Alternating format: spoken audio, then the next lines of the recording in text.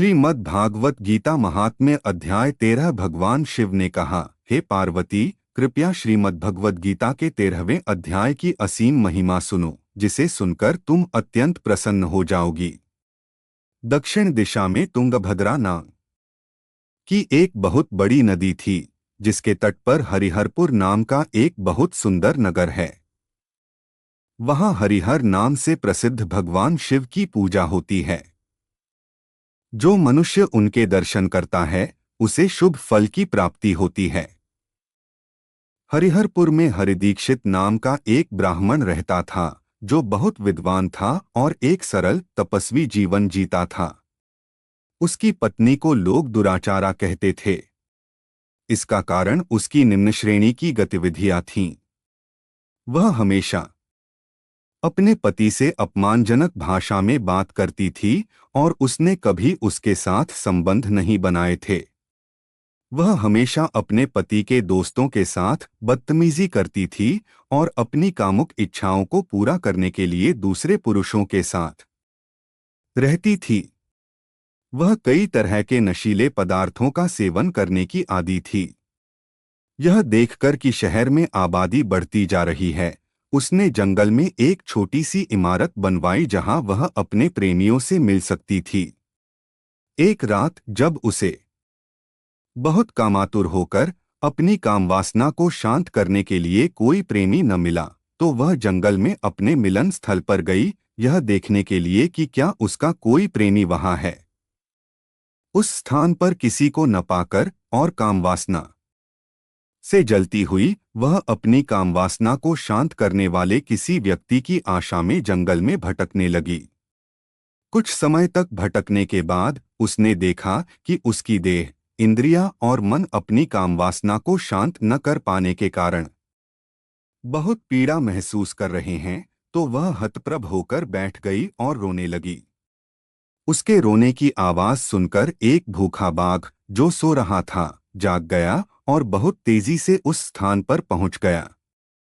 बाघ को आते हुए सुनकर कामुक महिला उठ गई और मन ही मन सोचने लगी कि जरूर कोई आ रहा है जो उसकी जरूरतों को पूरा करेगा। उसने देखा कि अचानक एक बाघ उसके सामने आ गया। वह अपने तीखे पंजों से उसे चीरने वाला था।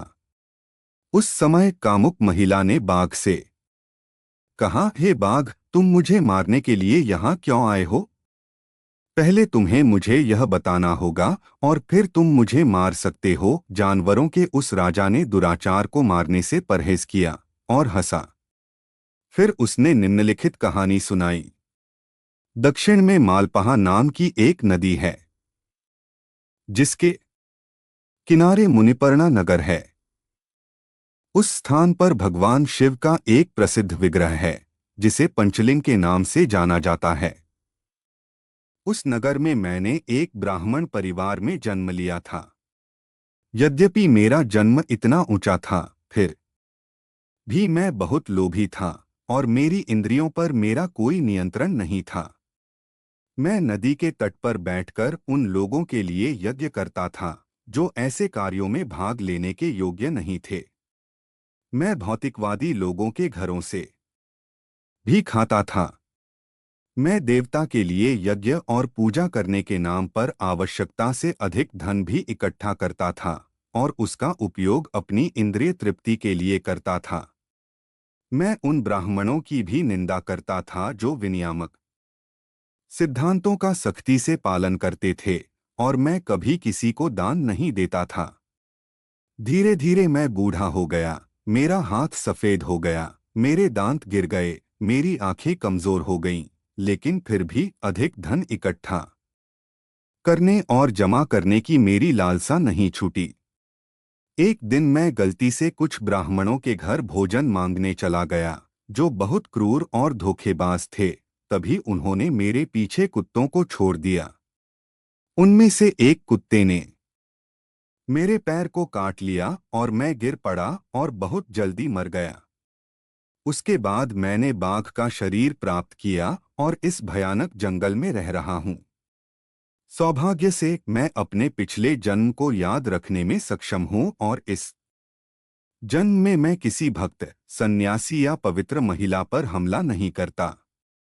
केवल उन पापी व्यक्तियों और अपवित्र महिलाओं को ही मैं अपना भोजन बनाता हूँ।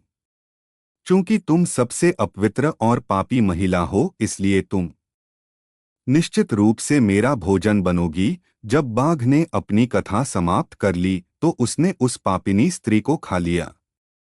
इसके बाद यमदूतों ने उसे दुआद नामक नरक में फेंक दिया, जो मल, मूत्र और रक्त से भरा एक झील है, और उसे 1 करोड़ कल्पों तक उस गंदी जगह में रहना पड़ा।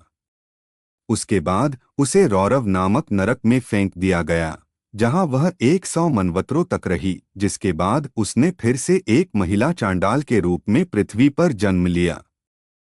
वह फिर से उसी पापमय तरीके से रहने लगी जैसा वह पहले रहती थी।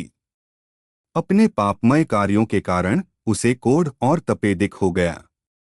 संयोग और सौभाग्य से वह एक बार हरिहरपुर के पवित्र स्थान और जम्बक देवी पार्वती के मंदिर के पास गई। उसने महान संत वासुदेव को देखा, जो हमेशा श्रीमद् भगवद गीता के 13वें अध्याय का पाठ कर रहे थे। उनके मुख से उसने वह पाठ सुना और आकर्षित होकर उसे बार बार सुनने लगी। उस पाठ को सुनने से वह चांडाल का शरीर त्यागने में समर्थ हो गई और अपने पिछले पाप कर्मों के फल से पूरी तरह मुक्त हो गई। उसे भगवान विष्णु के समान चतुर्भुज रूप प्राप्त हुआ और वह वैकुंठ को चली गई। जय श्री कृष्णा। राधे राधे।